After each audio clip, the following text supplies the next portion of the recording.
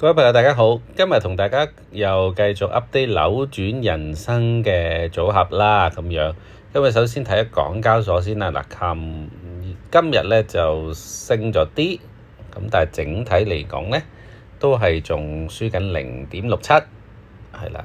今日港交所咧就升翻啲嘅，係啦。琴日都有啲調整嚇，咁就冇所謂啦。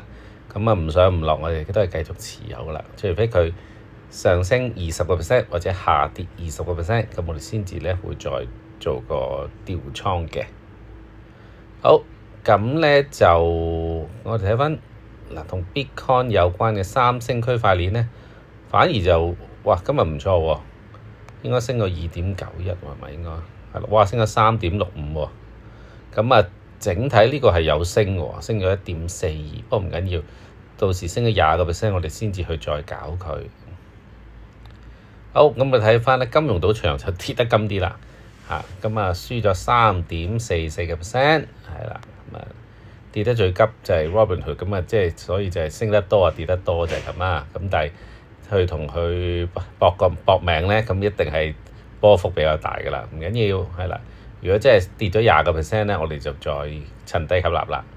好，今日嘅 update 就嚟到呢度。我諗希望之後有啲節目同大家講下，介紹翻呢幾隻股票或者係 ETF， 咁啊大家更加理解啦。嗱，呢個係純粹一個實驗同埋分享，咁啊大家千祈唔好跟風，只不過都希望大家透過過程入邊咧係一齊體驗同埋學習嘅。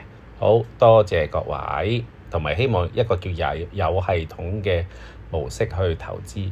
咁點解都揀 Bitcoin 咁啊？即係有得搏啦，或者 crypto 嗰啲叫有得搏啦。另外一樣嘢就係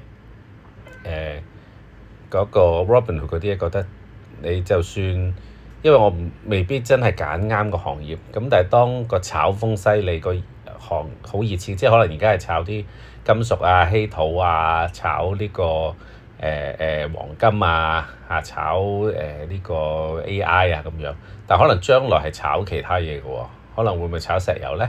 會唔會炒旅遊咧？炒國防咧？係咪炒可能唔同嘅時代炒唔同嘅嘢喎？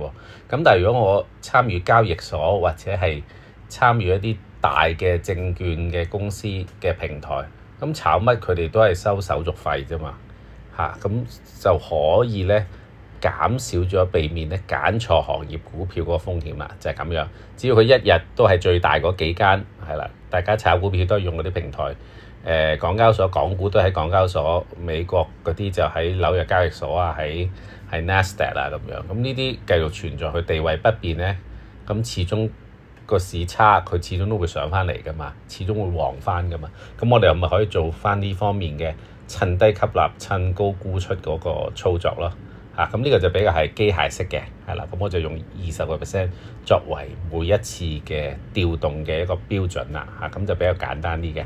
好多謝各位先，好。